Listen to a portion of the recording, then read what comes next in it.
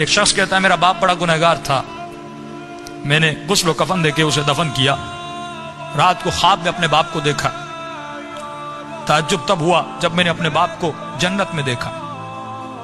میں نے کہا بابا آپ تو بڑے گنہگار تھے، آپ تو بڑے خطاکار تھے، آپ جنت میں کیا کر رہے ہیں؟ اس نے کہا میرے لال 3 دن تک میری قبر میں آگ جل رہی تھی، 3 دن تک مجھ پر فشار قبر عذاب قبر میں مبتلا تھا، لیکن 3 دن کے بعد کچھ قبریں چھوڑ کر ایک نیک خاتون کو دفن کیا گیا، جس کی آنے کے بعد پورے قبرستان میں جن جن پہ عذاب ہو رہا تھا ان پر اللہ کی رحمتیں نازل ہونے لگیں۔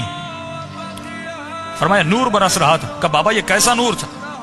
کہا جیسے اس کو دفن کیا پہلی رات بھی، دوسری رات بھی، تیسری رات بھی اس کی قبر میں حسین ابن علی آتے تھے۔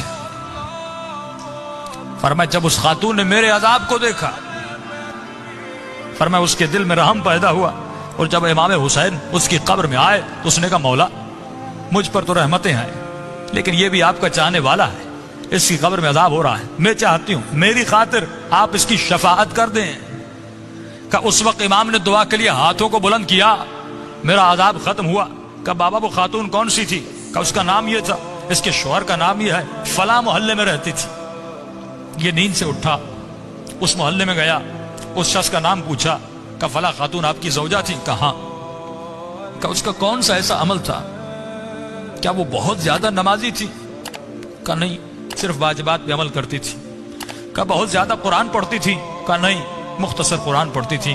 کہا کوئی ان کا خاص بہت زیادہ ذکر تھا؟ کہا نہیں، ایک عام سی زندگی گزارتی تھی لیکن اخلاق کی اچھی تھی۔ اس نے کہا اتنا پوچھ کیوں رہے ہو؟ اس نے سارا واقعہ بتایا کہ آپ کی زوجہ کی خاطر میرے باپ کی شفاعت ہو گئی، کوئی تو ایسا عمل ہوگا جس کی وجہ سے امام حسین اس کی قبر میں گئے۔